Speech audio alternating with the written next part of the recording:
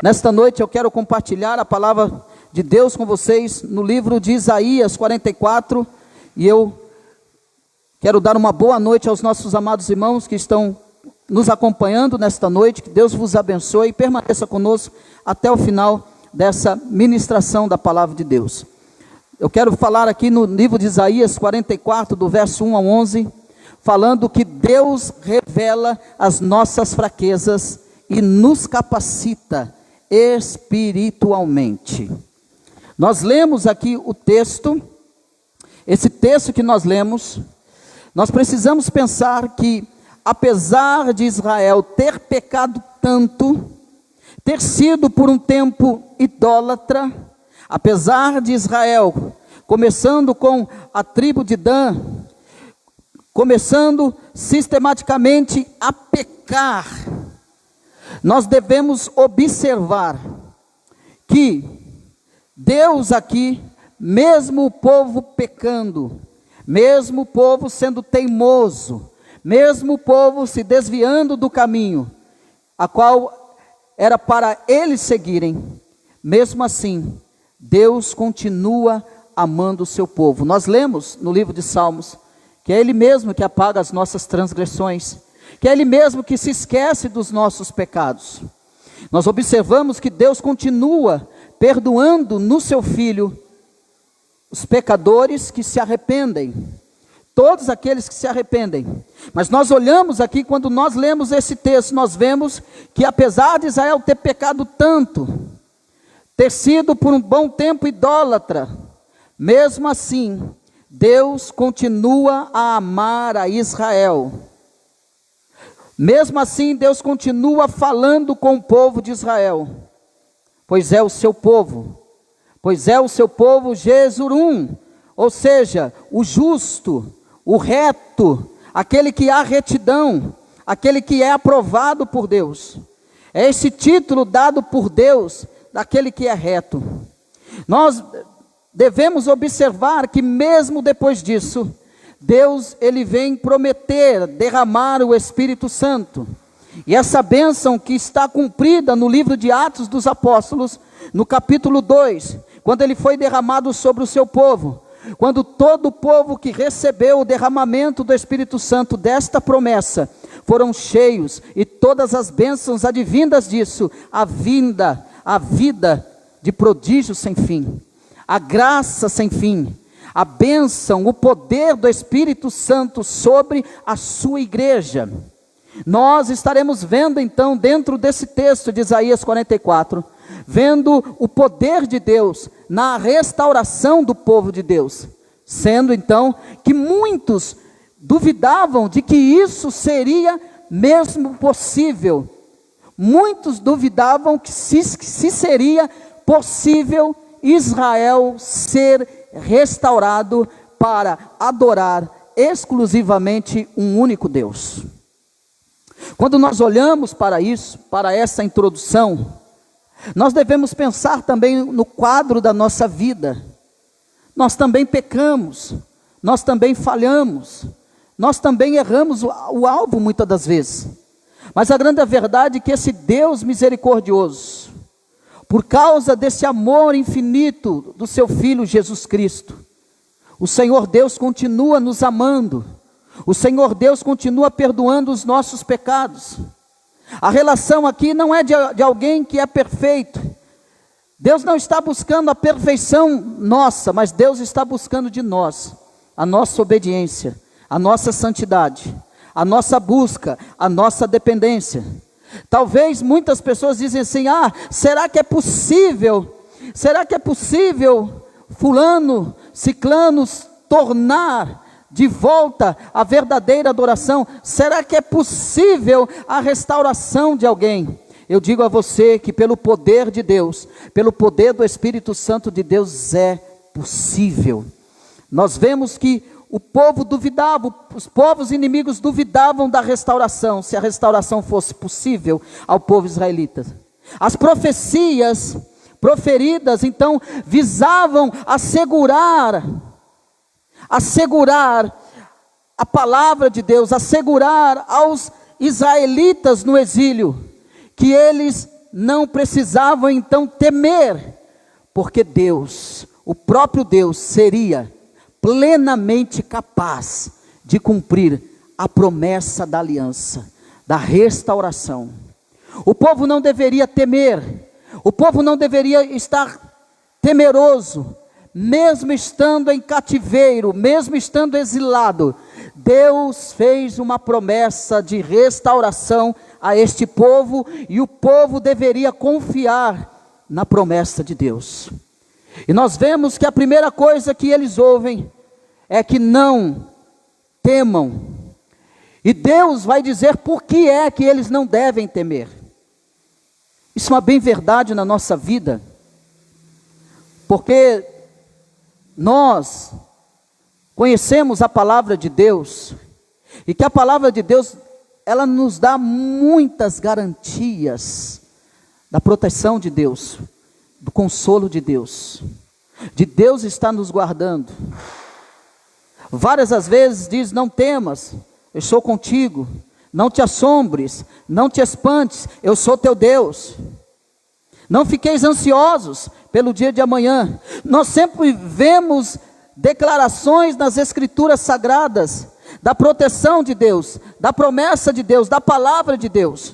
Nós sempre vemos a palavra de Deus nos trazendo a segurança de que Deus cumprirá todas as coisas que Ele prometeu, assim como Deus está chamando a atenção do povo israelita, que apesar de um povo teimoso, desobediente, de estar exilado, de estar em pecado, Deus está dizendo: eu vou restaurar esse povo, eu vou transformar a vida desse povo, eu vou mudar a vida desse povo. Apesar de muitas nações não acreditarem mais, talvez eles mesmos não acreditarem mais, Deus está fazendo uma promessa de restauração a esse povo.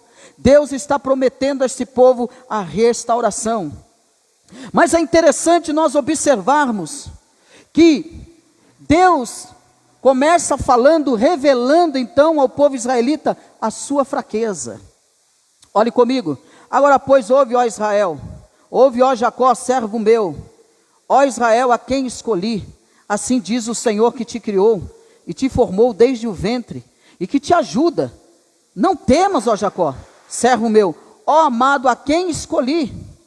Então perceba, Deus falando com o seu povo: não temas, eu escolhi vocês. É Deus apresentando a fragilidade desse povo, mas Deus está falando em cima da fragilidade do povo Israel, mostrando o seu poder. Não temas, porque eu estou com vocês. Vocês não estão sozinhos, vocês não estão desamparados.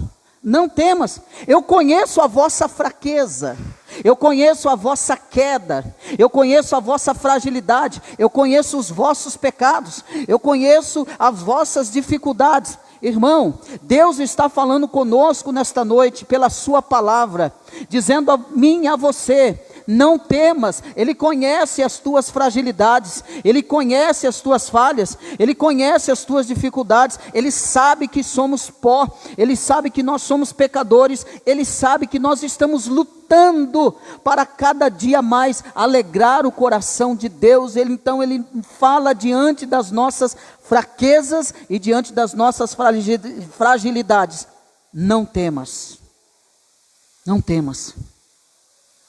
Eu te criei, eu te formei desde o ventre, é eu que te ajudo. Não temas, ó Jacó, servo meu, ó amado, a quem escolhi. Nesta noite, meu amado irmão, se sinta amado por Deus, se sinta amado por Deus, se sinta querido por Deus. Ele escolheu a mim e a você. Diante das dificuldades e das fragilidades, não deixe que as dificuldades da sua vida espiritual, não deixe que as lutas da sua vida espiritual, meu amado irmão, entristeça o teu coração.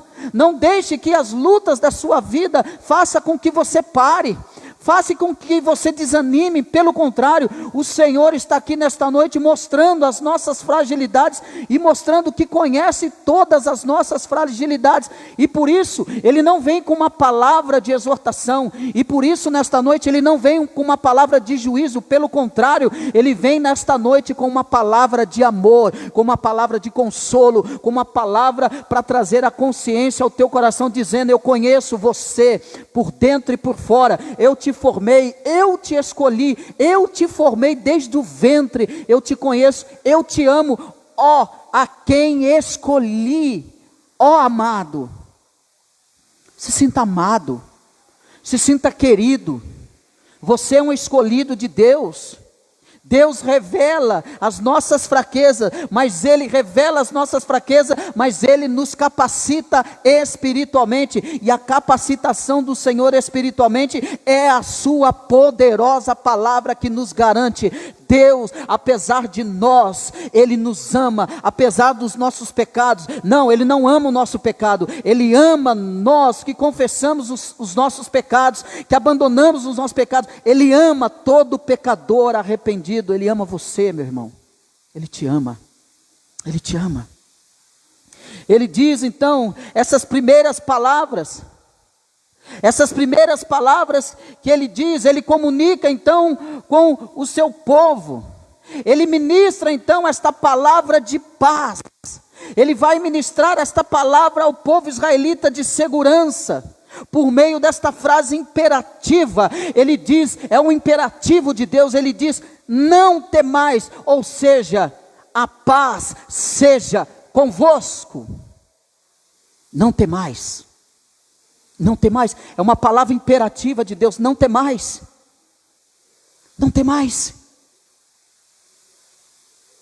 Talvez diante de tanta argumentação, Deus, mas o Senhor sabe disso, o Senhor sabe daquilo, o Senhor sabe disso, o Senhor sabe daquilo. Ele sabe de todas as coisas, mas eu tenho que parar de falar. Não, você tem que continuar falando a Ele, mas Ele conhece todas as coisas, Ele conhece as nossas fragilidades. Ele sabe quando você está fraco, Ele sabe quando você quer desistir, Ele sabe quando você quer desanimar. Mas deixa eu te dizer uma coisa: Deus conhece você muito mais do que você mesmo. Deus conhece o teu coração. A Bíblia diz: o coração do homem é enganoso, quem o conhecerá? Só Deus conhece. Só Deus tem a chave do nosso coração. Só Deus tem o poder de prescrutar o nosso coração, o íntimo do nosso coração. Deus te conhece, minha querida. Deus te conhece, meu querido. Deus lhe ama. Deus conhecia o povo israelita que está lá.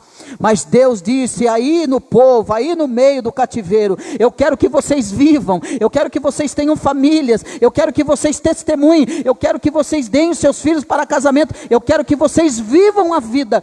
Orem por esse lugar, para que vocês sejam bem-aventurados nesse meio. Irmão, quando nós falamos de cativeiro, quando nós falamos de estarmos exilados, você tem que olhar para esse mundo. Nós vivemos num tremendo exílio, mas Deus quer que nós vivemos essa vida agora, vivendo e vivenciando essa paz, esse encorajamento, apesar de nós mesmos. O Senhor diz a você: a paz seja convosco. O Senhor diz para você: não temas, não temas.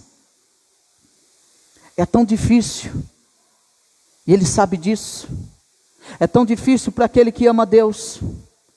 É tão difícil, quando eu digo, por causa do pecado que habita em nós. É tão difícil. Eu sei que para você é difícil. Eu sei que para você é muito triste quando você peca e não queria ter pecado. Eu sei que para você queria fazer muito mais.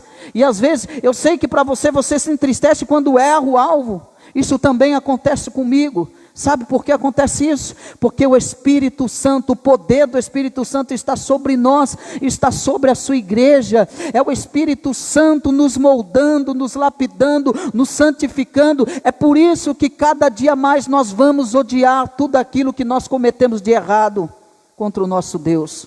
Mas o Senhor sabe. O Senhor mostra as nossas fragilidades, mas o Senhor nos dá uma solução, Daiane. Ele mostra os nossos erros, mas Ele nos dá uma solução. Ele mostra as nossas imperfeições, mas Ele nos traz uma solução. Ele mostra a idolatria do povo israelita. Ele apresenta a consequência. Eles estão uma tremenda consequência. Nós vivemos no mundo pecaminoso, consequência da queda, consequência do pecado. Mas isso não deve fazer nós pararmos e entristecer os nossos corações. O Senhor nos convida e nos fala com uma palavra imperativa: não temais, paz seja convosco. Você deve se recordar dos discípulos, quando estão todos temerosos, Jesus atravessa a parede e diz: paz seja convosco, não temas. Estão todos temerosos, e agora, o que vamos fazer? Você deve se lembrar dos discípulos no caminho de Emaús, tristes, cabisbaixos, diácono Hamilton, e agora, o que nós vamos fazer? A nossa sorte se foi, a nossa esperança se foi, e Jesus agora aparece e começa a caminhar. Por que está triste os vossos corações? O que vocês estão dizendo? Por que estão desse jeito? Porque o vosso semblante é porque a nossa esperança se foi. Ele morreu.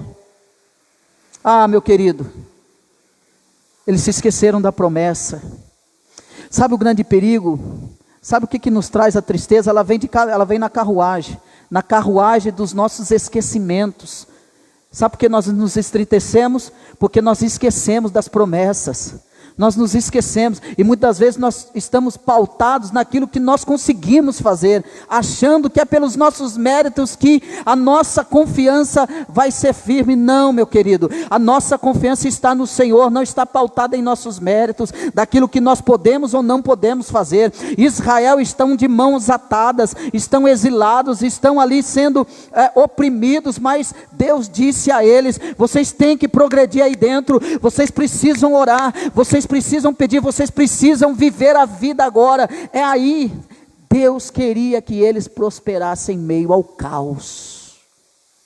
O Deus que nos fala nesta noite, o Deus que nos apresenta as nossas fragilidades, é o mesmo Deus que diz: prospere no caos, porque Ele tem poder de fazer-nos prosperar no caos da vida. Ele tem esse poder. Mas quando a carruagem do esquecimento querer bater na nossa porta, nós devemos correr para a Escritura Sagrada e nos lembrar das promessas. Eles se esqueceram que Jesus ressuscitaria ao terceiro dia. Eles se esquecem. E quando eles se lembram, Jesus já foi. Mas eles vão se recordar: não era Ele que falava conosco? Quando ardia os nossos corações, porventura não era o Cristo?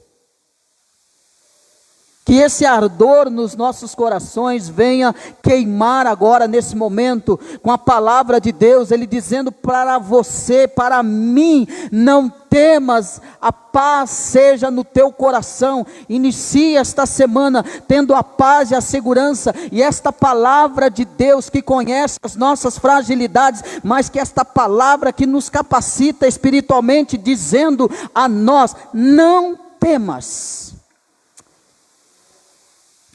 Nós vemos que Deus, se comunicando com eles com esta forma de abordagem, mostrando a eles, comunicando então ao povo israelita, trazendo ao povo israelita a tranquilidade, trazendo ao povo israelita para apaziguar os seus corações: não temam. Vem apaziguar os corações daqueles que vivem em constantes guerras. Ele vem trazer esta palavra de tranquilidade para os corações e apaziguar os corações que vivem em extrema perturbação, para as pessoas que vivem em extrema ansiedade, para as pessoas que vivem em tremendos temores. Alguém diz assim: será que Deus só tem palavra de juízo? Será que Deus só quer me castigar? Não. Olhe para esta palavra. Olhe para essa palavra de consolo. Olhe para essa palavra de Deus apaziguando o coração do povo israelita. Deus colocando a mão no coração do povo israelita, para tirar a perturbação do povo israelita, para tirar a ansiedade do povo israelita, para tirar o temor do coração deles. Deus falando com eles: não temas. Como está o teu coração nessa noite? Como vai o teu coração? O seu coração está temeroso? O seu coração está ansioso? O seu coração está perturbado? Como que vai o teu coração? Como você tem vivido as promessas de Deus? Mas ele vai explicar por que esse povo não deve temer. Olha o verso 3. Porque derramarei água sobre o sedento, e torrentes sobre a terra seca. Derramarei o meu espírito sobre a tua posteridade. E a palavra espírito aqui está no maiúsculo. Essa palavra é uma palavra de promessa que foi cumprida lá em Atos dos Apóstolos. Preste bem atenção nisso. Ela está em maiúsculo. Por quê? Porque é uma promessa lá para Atos dos Apóstolos que todos, e os vossos filhos, as vossas filhas, os velhos terão sonhos, e eles profetizarão quando ele derramar do seu espírito. E ele está dizendo: derramarei o meu espírito sobre tua posteridade, e a minha bênção sobre os teus descendentes. Ele explica porque eles não deveriam temer. Eles não deveriam temer porque ele é o Senhor, que derramaria derramaria água sobre o sedento, e os rios sobre a terra seca, e o seu espírito sobre toda a sua posteridade, e a sua bênção sobre os seus descendentes. Irmão, esse Deus que diz não temas, é o Deus que tem poder de abençoar toda a tua geração. É isso que ele está dizendo. Aqueles que ainda não nasceram, eles já são o alvo da minha bênção. Aqueles que ainda não veio à existência, Deus tem o poder de trazer esta palavra abençoadora: eu abençoarei a tua descendência. Um único Deus que tem poder de ir muito além, aonde o homem não pode, aonde deuses com D minúsculo não podem. Ele está dizendo: eu abençoarei, eu trarei água, eu derramarei sobre o sedento, aquele que está com sede, eu derramarei água. Lembra-se do poço de Jacó? O que Jesus disse para a samaritana? Tem que se lembrar. Como tu, sendo um judeu, pede de mim água a uma samaritana? O senhor não conhece da história? O senhor não sabe da história? O senhor não sabe da guerra entre samaritano e judeu? Como que o senhor numa hora dessa faz isso? Jesus dá uma olhada para a samaritana.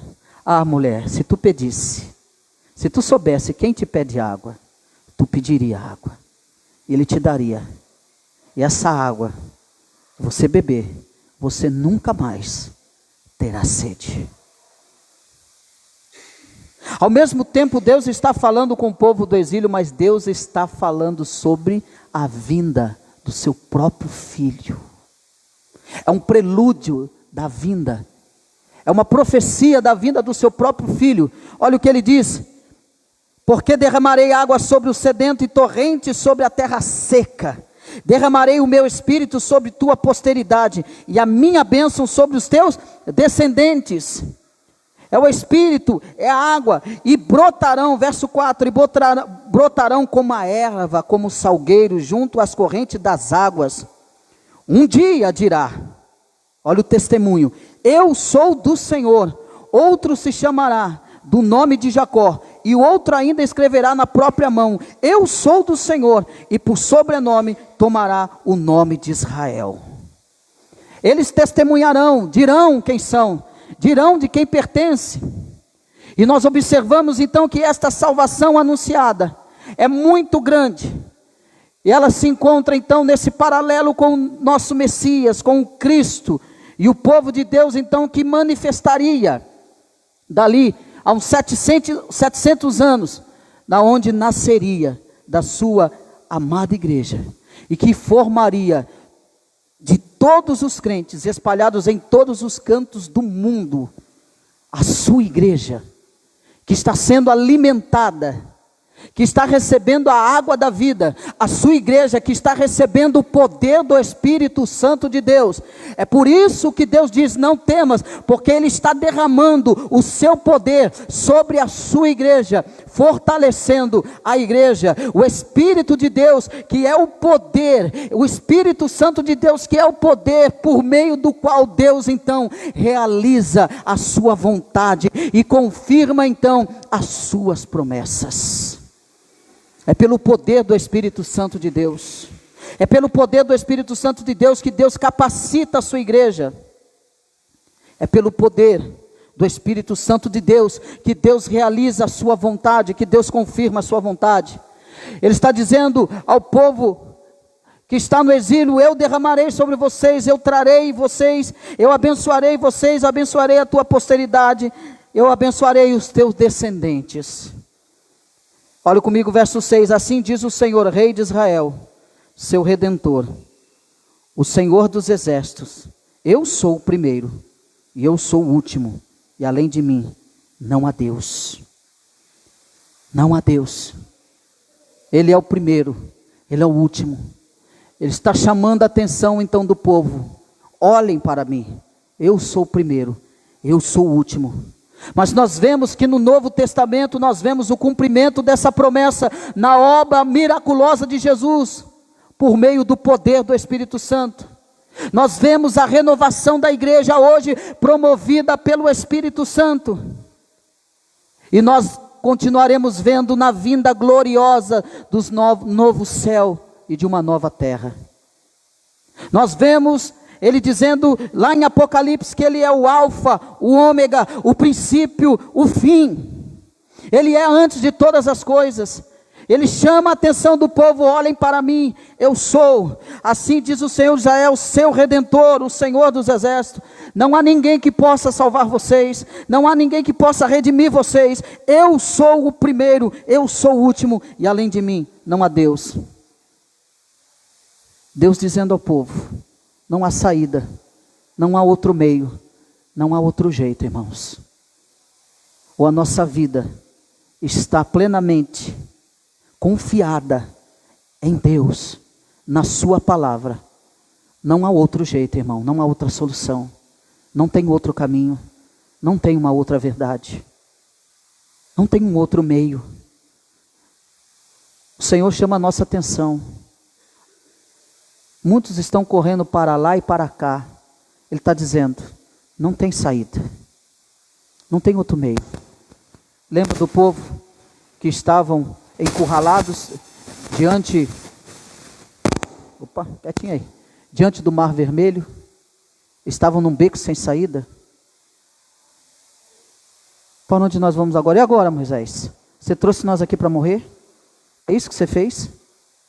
E agora? Estão num beco sem saída, diante do Mar Vermelho. Atrás vem vindo o faraó. Sabe o que isso representa para nós, irmão? Que não dá para a gente ficar olhando para o mundo. Nós não vamos encontrar saída. Que não dá para nós ficarmos olhando para os nossos próprios méritos, para as nossas próprias soluções. Deus está dizendo: não tem jeito. O mar está diante de nós, o faraó está atrás. Ou nós olhamos, ou nós confiamos no Senhor, ou nós estaremos perdidos. Não tem outro jeito. Deus está dizendo: eu sou o único. Eu sou o primeiro, eu sou o princípio, eu sou o fim. Fora de mim não há solução. A igreja que triunfa, a igreja triunfante é a igreja que vive na dependência do poder de Deus, da palavra de Deus. E dessa nova era de restauração, muitos então iriam participar juntos, tanto judeus como gentios, confessando o nome do Senhor. Isaías então ataca a descrença em Israel, e novamente ele usa o discurso de Deus no tribunal celeste contra as nações gentias e contra os seus ídolos, que nada são e que nada podem fazer. Estão diante daqueles que levantaram muitos deuses, e Deus vai dizer: esses deuses fizeram alguma coisa, ou podem fazer alguma coisa? O Senhor dizendo, olha comigo o verso 7. Quem há como eu? Quem há como eu? O Senhor falando conosco. Quem há como eu? Feito predições desde que estabeleci o meu antigo povo. Quem declare e exponha perante mim, que esse anuncia as coisas futuras, as coisas que hão de vir. Ele está dizendo: quem é aí de vocês, quem é dos seus deuses com D minúsculo, que pode fazer todas essas coisas que eu fiz? Quem é que pode fazer todas essas coisas? Eu pedi para o Diego, você coloca minha perna aqui na cadeira, ficou pendurada aqui, está doendo. Quem é que pode fazer essas grandes obras que eu fiz? Quem é que pode olhar à frente e dizer, vai acontecer isso, isso e isso? Quem pode fazer isso? Quem pode? A resposta... Obrigado, meu irmão.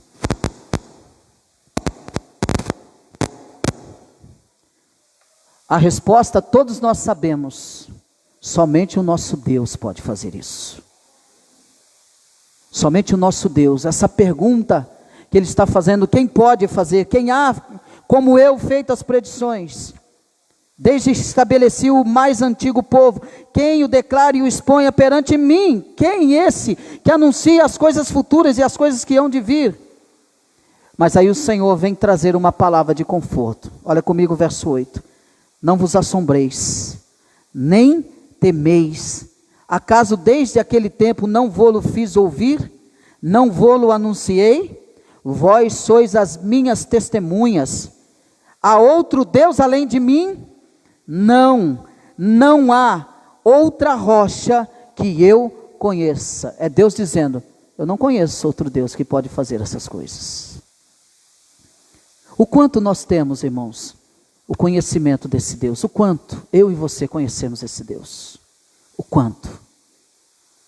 Devemos olhar para a vida, para a nossa vida cristã, para o nosso dia a dia, olhar para as circunstâncias dessa vida e fazer essa pergunta, quem é, Senhor, que pode com o Senhor? Não há outro Deus como o Senhor. Nós devemos levar isso como um cântico em nossos lábios. Senhor, ninguém pode fazer o que o Senhor fez. Olha Deus, olhando para a minha vida, olhando para a obra sacrificial, não há ninguém que pode fazer aquilo que o Senhor fez. Não há ninguém que pode fazer coisas maravilhosas. O Senhor assombrosamente nos formou. O Senhor nos formou de uma maneira assombrosa. Não há quem pode fazer isso. É isso que ele está dizendo. Olha o verso 9. Todos os artifícios de imagem e de escultura são nada, e as suas coisas preferidas são de nenhum préstimo. Eles mesmos são testemunhas de que elas nada veem, nem entendem, para que eles sejam confundidos. Quem formaria um Deus ou fundiria uma imagem de escultura que é de nenhum préstimo? Eis que todos os seus seguidores ficariam confundidos, pois os mesmos artifícios não passam de homens. Ajuntem-se todos e se apresentem, espantem-se e sejam a uma envergonhados. Deus está dizendo que nada deveria assombrar. Deus está dizendo que nada deveriam temer, pois Ele fez ouvir e previamente anunciou que eles seriam as suas testemunhas, de que como o Senhor tinha demonstrado a sua superioridade sobre todas as nações e sobre todos os deuses com D minúsculo. Deus disse, não temam.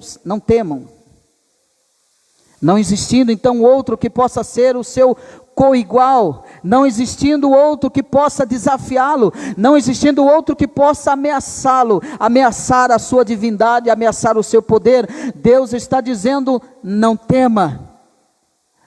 Ele está dizendo que não há outro Deus além dele, e que esse testemunho deveria servir para todas as nações, para testemunho de todas as nações, que Ele, somente Ele é o Senhor, que somente Ele é a rocha, e que não há outro.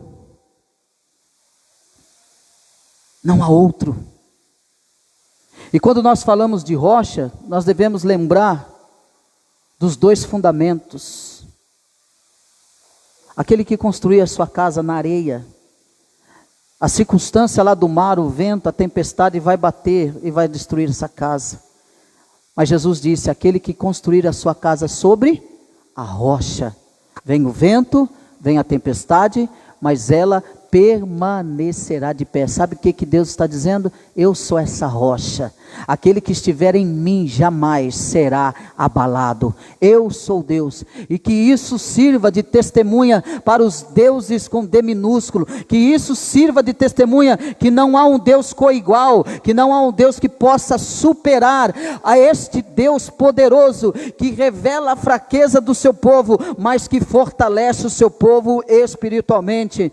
Meus amados irmãos, nós precisamos entender que muitas das vezes o diabo cega o entendimento dos incrédulos e dos que insistem em rejeitar ao Senhor. Se Ele nos falou, nós devemos insistir com as nossas forças. Nós devemos insistir com a palavra de Deus, não temas, para que nós não venhamos então viver uma vida de aparência, mas viver uma vida de firmeza naquilo que o Senhor nos garante. E aí nós observamos Isaías 44, o verso 9 ao 20, vai descrever então toda a insensatez refletida então na idolatria. É como se Deus estivesse zombando desses deuses que nada podem fazer, que nada podem agir, que nada podem falar. Esses deuses que são feitos como uma escultura, como uma obra de arte, com uma obra de arte que chega a ser interessante, mas Deus está dizendo, eles nada podem fazer. Nada podem fazer. Isso deve nos ensinar que não existe nada fora que pode trazer solução. Não existe nada fora que pode trazer resultado. Não existe nada fora que pode trazer a paz no nosso coração. Somente a paz que excede a todo entendimento é de Cristo Jesus. Ele diz, não vos assombreis, não temeis. Porventura vocês não têm contemplado tudo aquilo que eu tenho feito. Meus amados irmãos, o Senhor nos diz nesta noite, nos apresentando as nossas fragilidades, os nossos perigos, as nossas ansiedades, os nossos assombros, os nossos temores, mas nesta noite Ele diz, eu fortaleço vocês espiritualmente, então não temeis, então não vos assombreis, fiquem firmes, eu sou a rocha, sou eu que redimo vocês, sou eu que estabeleço vocês, e não há nada, não há deuses, não há outra coisa que possa me impedir de proteger vocês. Nós não devemos temer a qualquer objeto, nós não devemos temer a qualquer maldição, nós não devemos temer a qualquer praga lançada contra nós, em nome de outros deuses. Antes nós devemos temer ao Senhor. A Ele deve ser o nosso espanto, a Ele deve ser o nosso tremor, a Ele deve ser o nosso temor. Apesar de alguns crentes ter medo de praga lançada, apesar de alguns crentes aí ter medo de macumbeiro, o povo de Deus, capacitado com o Espírito Santo de Deus, não deve temer essas coisas. Sabe por quê? Porque o Senhor é a nossa rocha.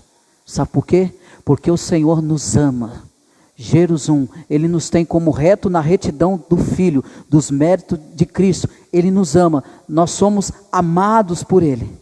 Ele nos capacita, Ele nos ama tanto, que envia o seu Espírito Santo para nos guiar, para dizer, continue marchando. O Espírito Santo fortalece vocês, o Espírito Santo intercede por vocês, o Espírito Santo guiará vocês em tudo aquilo que eu disser. O Espírito Santo estará convosco até a consumação dos séculos.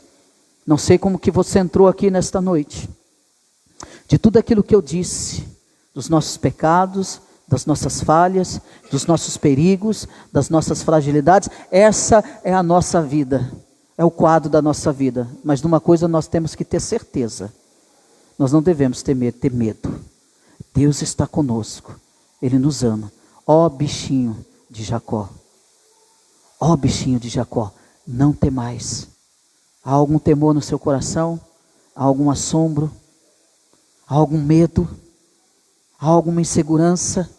Há alguma ansiedade no seu coração? Eu convido você agora a curvar a sua cabeça, entregar tudo isso a Ele. Tudo isso é o nosso rochedo, a nossa rocha inabalável. Aquela pedra, o fragmento da rocha que foi rejeitada, é o Cristo que está conosco nesta noite, que está edificando a sua igreja nesta noite, que está purificando a sua igreja nesta noite, que está santificando a sua igreja nesta noite. Ó Senhor, Deus eterno, Pai amado, diante do conhecimento que nós temos, Senhor, de como o Senhor nos trata, de como o Senhor nos vê, o Senhor é conhecedor de todas as coisas, ó Pai. Ó Deus, nós temos lido a Tua palavra, temos ouvido, Senhor, tantos ensinamentos, nós temos ouvido tanta mensagem, Senhor, Mas às vezes a situação da vida nos assalta de uma tal maneira que às vezes nos cega, nos amedronta, nos traz medo, nos traz insegurança. Às vezes, ó Pai, o medo é tanto de pecarmos contra o Senhor, que quando pecamos, chega até o nosso pensamento: será que o Senhor vai me perdoar por causa disso? Se esquecemos que a obra do Teu Filho é eficaz, a obra do Seu Filho é completa e perfeita. Se esquecemos que não depende de nós, dos nossos méritos, das nossas forças. Ó Pai, quando nós olhamos para o povo israelita no cativeiro, nós olhamos o quanto o Senhor ama esse povo. O quanto o Senhor, nós olhamos nos dias atuais, o quanto o Senhor continua amando a sua igreja. O quanto o Senhor continua fortalecendo a sua igreja. O quanto o Senhor continua sendo o socorro da sua igreja. O quanto o Senhor continua sendo a rocha da sua igreja. O quanto o Senhor tem amado a sua igreja, ó Pai. O quanto o Senhor tem abençoado. E nós devemos nos alegrar, ó Pai, que esta bênção alcançará a nossa descendência, Senhor. Que o Senhor, a Tua mão estará sobre a nossa descendência. Ó Pai, estamos iniciando mais uma semana. Ó Pai querido, e coloca no coração dos Teus filhos, ó Pai eterno, que o Senhor está com a sua igreja. Que a sua igreja é mais do que vencedora, porque o Senhor é a rocha. Que a sua igreja está fundamentada na rocha, que é Cristo Jesus. Que a sua igreja está protegida nesta rocha, e que nada nesta vida, que nenhuma obra de Satanás, que nenhuma obra maligna, que nenhuma obra dos homens influenciada por Satanás, ó Pai querido, destruirá a tua igreja. Ó Pai, por mais que tentem, por mais que lançam setas, Senhor, a tua igreja permanecerá debaixo da tua proteção, porque o Senhor ama a tua igreja, o Senhor vela para a tua igreja. Pai, derrama, ó Deus, Senhor, as tuas águas sobre aquele que está sedento, derrama as tuas águas, a terra que está seca, derrama, Senhor, o teu Espírito, encha do teu Espírito, ó Pai querido, enche, ó Pai, do teu Espírito nesta noite, ó Deus eterno, ó Senhor, derramando do teu poder, ó Pai, na vida de cada servo teu nesta noite, ó Pai querido. Que esta palavra, Senhor, de consolo, que esta palavra que vem apaziguar o nosso coração, que esta palavra, ó Pai querido, que vem nos trazer paz, esteja conosco todos os dias, começando por hoje, Senhor.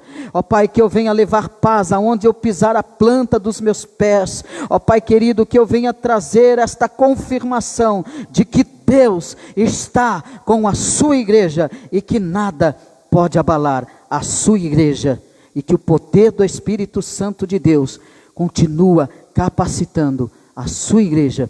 Esse é o nosso pedido e agradecimento, no nome do nosso Senhor e Salvador, Jesus Cristo. Amém. Amém, meus amados. Que Deus nos abençoe. Irmãos, leve um conselho para casa. Eu viverei essas promessas. Que Deus abençoe